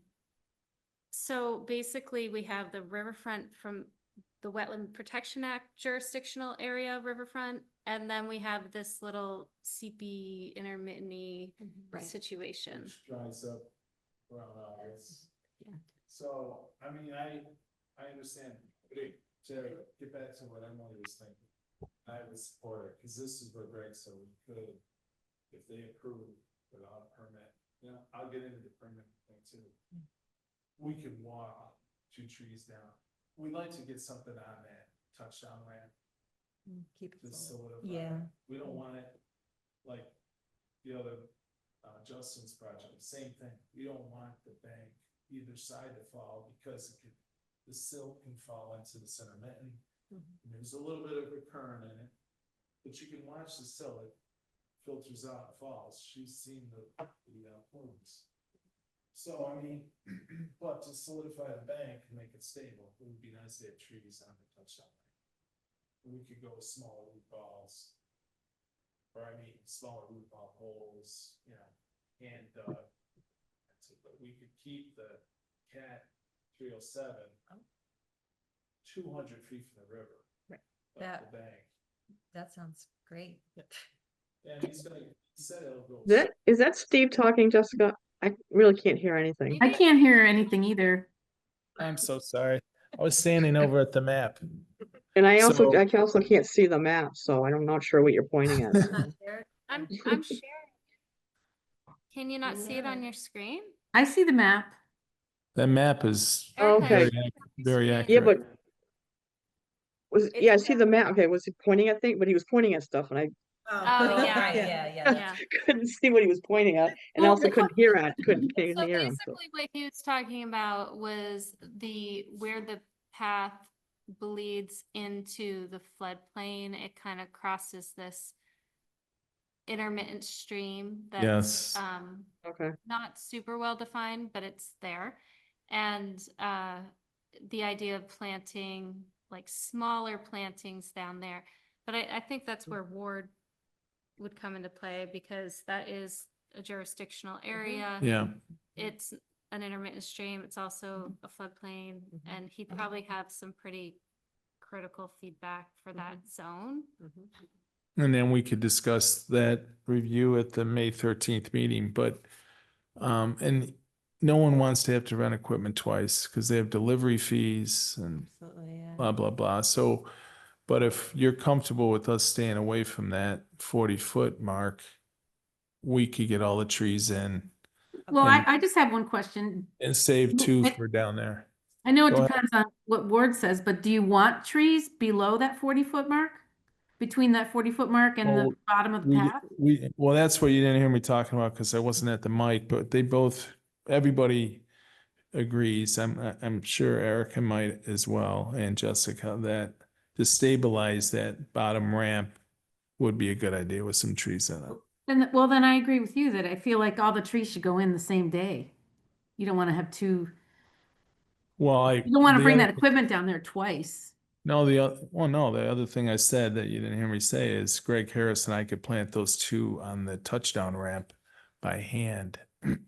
Keep that heavy equipment off of that space. So you don't have to take the cat down there. You know, I mean, I think about it all the time because the weight and the shovel, you could have it be compromised and dirt could fall down onto the blue stream. Bringing something like that down into that area would require significantly more mitigation tactics beyond just getting the planting in there. We would have to have fencing and stabilization and all of that stuff would have to go in order to be able to go down below that 40-foot mark that Yeah. we've been talking about. So I think Yeah. avoiding that is going to be in everybody's best. So tentatively, Missy, what we can do is I'll talk to Greg Harris. He wants me to call him. I could call him tonight, but I don't like bothering him in the evening, but I'll call him tomorrow morning. If we can get the plantings done, because I don't know what his schedule is. And the other thing is, if you look at nurseries, all of a sudden, like 3 weeks ago, the lots were empty. And then one day later, all the trees are in. And our trees were going to be scooped out of the ground and packed into burlap root balls and delivered. But, the same thing, I don't know if they're gonna come out of the ground, but there's plenty of trees. Well, we can wait and see what Ward says. Maybe the trees that go down below that 40-foot mark will be small enough that they can be hand planted, Well, without. that's what we're gonna do because I have a dolly for root balls, a Yeah. big one. And then the Yeah. ground cover, we would still put on the banks down there. All right, so it sounds like we're on hold till Ward gets back, right? Well, No, we could tentatively plant the trees. Up at the Except- top. and uh, what uh, about the hydro seed? Outside of the resource area. Once the trees are in, then the hydro seed guy comes and hydro seeds, just like Well, Justin. that's what I'm saying, is if are you hydro seeding all the way down to the bottom of the jute? Yes, we are. Well, you can't have them hydro seed till all the trees are in, so we can't, it seems, it seems to me like you need to wait. No, the two trees at the bottom would be hand planted, so we don't have to take the excavator down there. I So know, I but what, you would do that after the hydro seeding? No, we would do it before the hydro seeding. We just want to take the Caterpillar excavator down there. Okay, Yeah. can I recap just to make sure, just to make sure we're all on the same Yep, please. timeline? Mhm. So what we're saying, and someone correct me if I'm wrong, is that you have permission to plant down to that 40-foot mark Outside of the resource. area. outside of the resource area, and permission to hydro seed, although that would happen later. Ward's gonna meet you probably the 28th-ish. He's gonna come up with a plan for this, he's gonna delineate the resource areas, come up with a plan for the spring, and potentially mitigation for where the road path pulls out onto the floodplain. Yes, yeah. I can't wait to hear what he comes up with. So it's a green light on the planting outside resource areas, a green light on the hydro seeding, and we can't wait to hear what Ward has to say for Right. the May 13th. And he told me to call him the morning of the 28th, which is next Monday morning. And I will. And he's very responsive. And the only thing he could not do, because he's on the Waylands Concom, I guess he's a chair on their commission on May 13th. Otherwise, he would have been here. But Jessica was fine with him generating a report, and he'll email it to her, and then we'll go from there. Sounds good. Sounds wonderful. Yep. You know, everybody that's been on the site working, investigating, everyone has hit their 2 cents, and it's like, it's gotta wait. You know, because they're all like, well, why didn't they put a culvert pipe in when they did the final drop to allow the intermittent? And I'm like, Rocky was the excavator, and he said, Steve, that's an intermittent, it can make and it has made a path around the touchdown. So, I mean, water goes downhill, and it's going downhill. So it's good news is I'm excited to be able to schedule this, because I get very nervous, and it's affecting my sleep, because I don't want to lose people, because all of a sudden they're going to say, I can't make it now. We're going to have to plant late, and so I don't have any grass. You know, I'm excited to get the hillside and the path surface with grass coming up, because nothing will stop erosion better than having that. The natives. Oh, yes. Oh, thank you. Yeah. Yeah. So everything that goes in has got to be native to Franklin. Franklin County. Which we Yep. discussed before, and I believe that Kristen or one of us has provided you with that list, or you have. a list of those? Jessica gave me all the sites, Okay. and we went on, Greg Harris went on the site himself, and then he met with the nursery where he's getting all this. It's a huge nursery. So just so I'm sure that I've communicated clearly, that also applies to the seed, the grass The seed. hydro seed. Yep, it was Virginia rye and a fescue. From the site though. Yes, yeah. There's 20 grass seeds that are allowed, but the plants, I will send you the list. We're not going to do anything until I'll communicate with you the minute I talk to Greg Harris for scheduling. Okay, You know, it may not even happen before May 13th, okay, you know, but we're going to talk to the guys. At least we got the green light. okay, good. Yeah, I just wanted Yeah. this meeting to end with clarity. Absolutely. No, it's- Yeah. Well, it is, it's very clear now, because I'm glad that we talked about the hemlock. I don't think it's a hot ticket item. I think it's too risky. I agree. And there's a lot of oaks. I mean, and we're gonna do white and red. So, and then I'm not sure about beech, because you said about, and you know what's weird is they're Serious health sparse. issues with the beach. Yeah. It's not a beach like sandy, you know, so maybe it's not the best site for the beach there. Yeah. Yeah. So, I mean, when you look at the hills, it's hemlock Mhm. and oak. Yeah. I don't even see any maples on the hillsides down there. They'd be out of place. They'd probably die off, because the oaks would probably tower over and take the light away. So anyway, thank you very much for your time. It is, I'd like to keep coming to the meetings, because you learn. Well, Justin's project is very similar, Yeah. Yeah. because you have enough on your plates, but when you have the storms that they talked about in 2023, it's affected all riverbanks. He told us at the site visit that that was a 500-year storm that did that damage. But we're getting 100-year storms way more frequently now, so. Is that what took out Route 2 also? Was that 23? I The one- don't He's remember. he That said was there horrible. Yeah. There was spots up Mohawk Trail, like up Route 2 towards Yeah. Shelburne Falls, Yeah. on that same storm that they were able to get emergency funding to fix. But you're right, we are getting freak storms because last summer that microburst, no Yeah, one believed me. much more turbulent weather. Yeah, it's crazy. But thank you. I'm getting. Yes. Yeah, have a Thank good you. night. Take care. Okay. Let's. Next, pesticide application notification letter from Berkshire and Eastern Railroad. We just had some clarifying questions from last time round. Yeah, so we left it that I was gonna dig in and get the yearly operational plan, which I did. It's here in the drive. And I went through it and highlighted the things that you guys were most concerned about. And this is the proper one for Greenfield Ah, even. excellent. Okay. Okay, good. Which I highlighted. Well, that we were highlighted. We're listed. Yeah. So this is here for you to peruse. I reached out to Keith Morris, who is the environmental scientist that sent us the letter, and he said that they actually came before us for a 5-year Okay. permit to do this. Okay. Because I asked him for the maps, because it also at the bottom of this, oh wait, no, that's in, so here's the RDA also in the folder, and you scroll down. So this is the 5-year RDA, and it has the maps of the railroads and the sensitive areas. So no spray zone, limited spray, water supply. Anyway, super enlightening, way more than last time.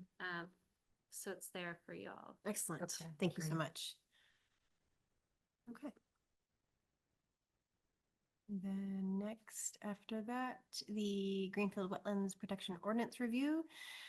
The Greenfield City Council is in the process of reviewing city ordinances. The commission is to discuss in-depth potential updates to recommend.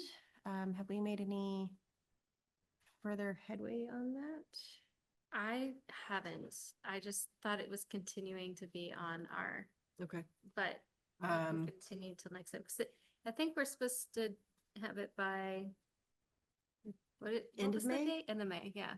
20. How's it? I can pull that information up real quick. But the changes had been put together and put into a document for everybody to look over. I guess I'm also. So we're wondering- still supposed to send comments or questions or ideas to Jessica? Yeah, that's what I'm wondering. What's my role in this ordinance review? Probably putting together our feedback. Okay, so So I take the sent mine to document, you, yeah. you made a document in the folder. Uh-huh. Chris sent a link to the enforcement manual, and I was trying to remember whether that was relating to this, because some of the elements on the enforcement part, we were trying to grapple with, and make Right. sure they were correct in terms of the $500 a day versus $300 a Right. day. So I'll read that and make sure that we're on, and also maybe reach out to the folks who did that panel. Okay. Okay. Trying to remember what else we were And then I concerned submitted- about. Others were, you had. Most some of them were minor- pretty straightforward. Yeah.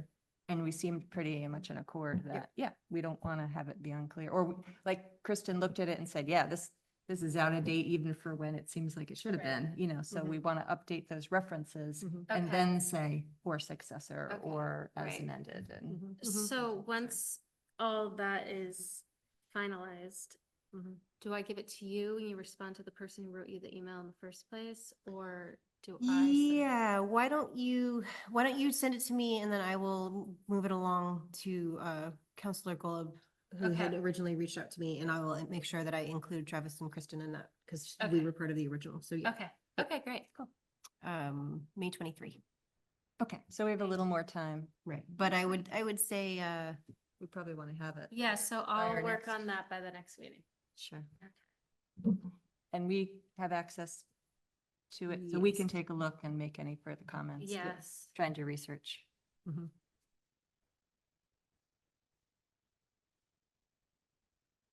Can I ask about the fees? Or just putting everything on hold for now? The fees, I think, if, and I can resend this along to you once I figure out where I. I'd love to hear a question about the fees, Erica. Well, I was just, because I was remembering what you had said, and then there's a whole section about from the recreation side, but it also talks about, it's the recreation side, but it's on conservation land, and how if you do this infraction, you get fined, you do that infraction, it's, I don't know, $50 the first time and $100 the second time, and but does that all go to that? Because it's under the recreation, even though it's a conservation land? Where Um, is that? What This section was is that, in, Erica? this was in,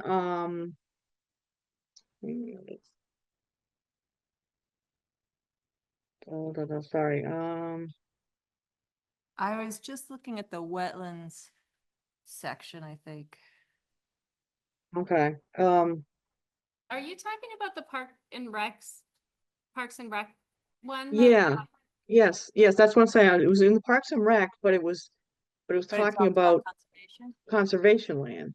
Yeah, so Oh, that okay. was, I had brought that up last meeting, when I was talking about, the director of Parks and Rec, Christy Moore, had Mhm. recommended separating conservation land. That's Right, Yeah, That's so right. that was her, I wanted to inform you guys that that was going to be one They're of going to be her doing that, yes. recommendations. Yeah.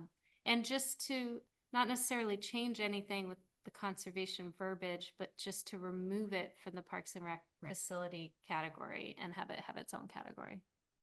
Yeah. okay. Well, I mean, I saw the notation about separating it out, and then but then I was just thinking, like I said, it was, since it was under Parks and Rec, I'm like, well, if there are actual fines on our property, do we ever see the money? Or, who enforces that stuff?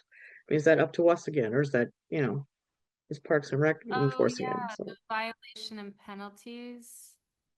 So there's a whole schedule for fees for violations on rec land. Uh-huh, And since we're mentioned in there, yeah, then it makes it confusing. it does. Which do we use? So- right, so okay, there that was are where I was, writing. For sure. But they're going to be taking care of making that, there's the applications. But they're making that suggestion themselves Yeah. from their perspectives. So we want to make sure that any language that's currently in the Parks and Rec section, like Jessica said, either gets its own section or is put in the wetland protection, or we don't want to lose anything, but also we don't want to, we don't want to add a whole nother section if we don't need to. So I guess it's, the wetland protection, that's about our jurisdictional responsibility, right? Of protecting the land to make sure that it's not damaged or harmed. And then there's the separate issue of conservation land and how is it used?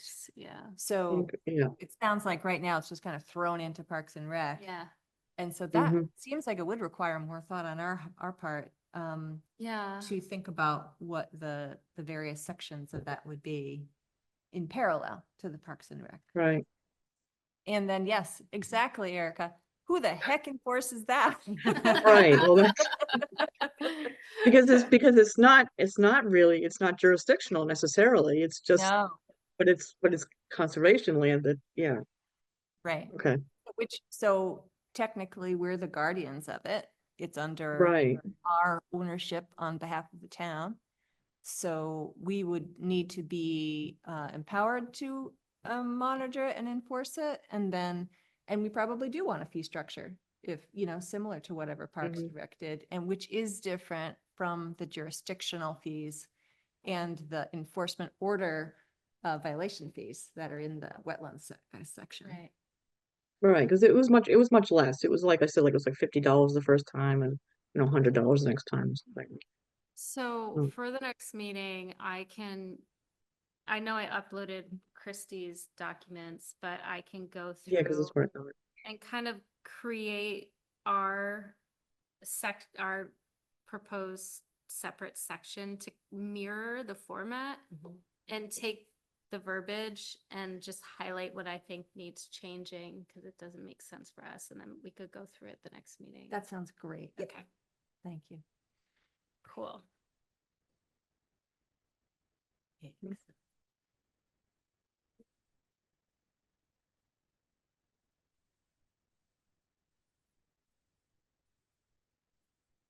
Conservation property maintenance, improvement and priorities, review Griswold maintenance priorities and next steps.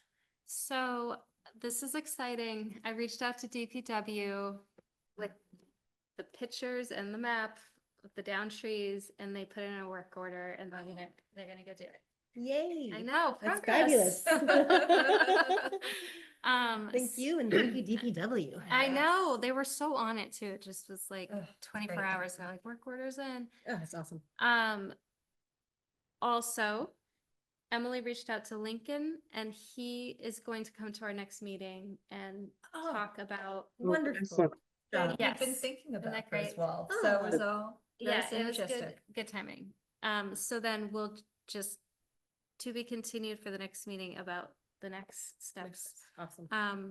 And just as far as on the conservation land tip, I have one other, I got an email today from a resident Mhm. and, he goes hiking on, what is the name of the conservation property that we manage? It's called, that's not it, Canada Hill Renfrew yeah. property. He said that there is trash that's dumped, and here I can share. I'll share my screen. It's, I don't know who deals with this. I don't know who deals with this. So Oh, this is wow. behind the tire. There's like a tire business at the base of that hill. And I think there's some kind of resident. Yeah, there's like dirty diapers and the I, dirty. I think there have been some squatters up there at different times. Yep, So- he said that that was the case and it's like it's gross.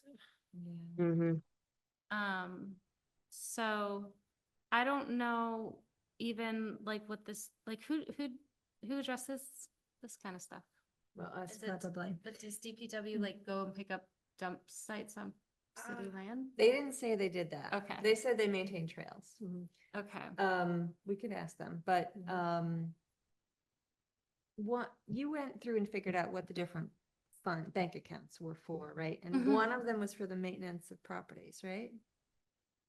Or there's Or the properties specific have- there's properties. yeah, associated with it, and yes. that particular property doesn't have many. We don't have them. That sounds like a organized volunteer workday kind of a thing.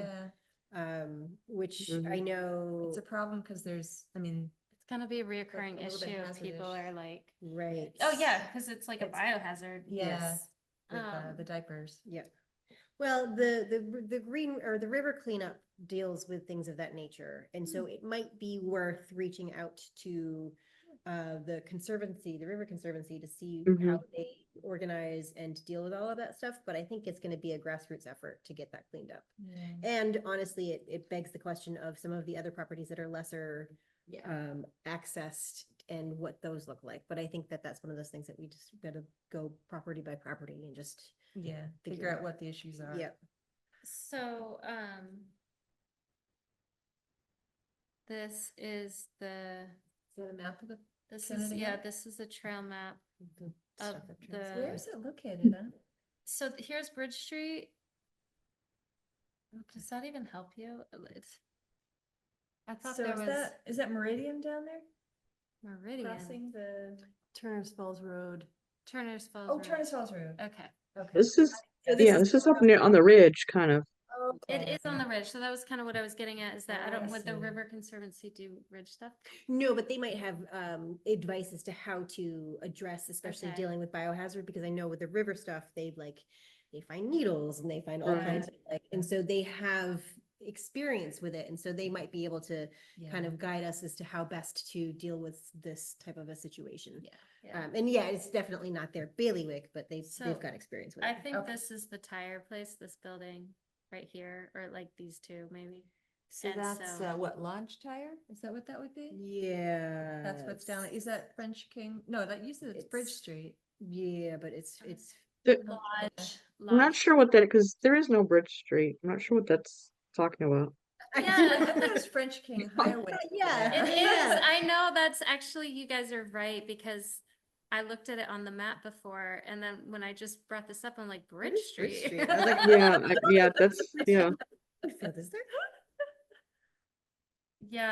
Yeah, that's the Yeah. highway, French King Yeah, Highway okay. in Wansk. Well, there's just that weird little offshoot there. Yeah, so this kills me, 'cause I moved from Portland, where this is like an issue that was really out of hand. It's just the trash can get so bad, and Mhm. Yeah. I don't know how, like, I would hate for that to get carried away, and his concern was that so many people use those trails, and Yes, yes, Um, it's a health issue. Do you know, can you sort of estimate where it is with your Um, cursor? So let me just look at this email again. As reported, campers have recently dumped trash in the area behind Lodge Tire on the ridge. So Okay, so this up is above. the Lodge Tire, and then here's some contour lines. So Yep. maybe like here. Yeah. The discarded bags have been ripped open by wildlife Yeah. and being blown by Mhm. the winds. So. Yeah, and I do imagine this is a pretty popular. Mhm. So I'm curious though, that, it looks like there's access on the road, but I thought that Here. there was a private property between the public land on the ridge over there. Because there's always signs that say no trespassing. Right here. So I didn't think there was a right of way that got to the road there. Yeah, I did not make this map, No, this is so, the Travis map. It's but very interesting. he Maybe said, it's further up the road, because probably what I'm thinking of is down at that fork. Mhm. so he said,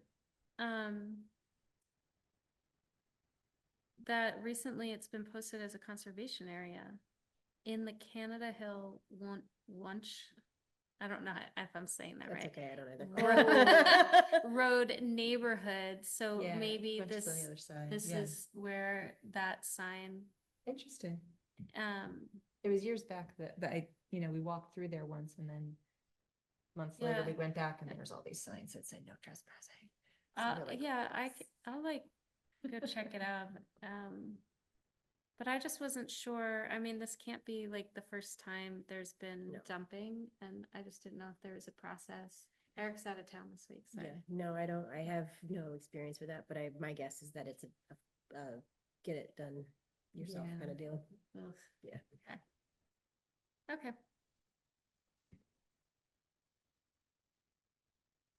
But checking with Eric is probably. Yeah, so he's not another- back until next week. so- Yeah. Yep.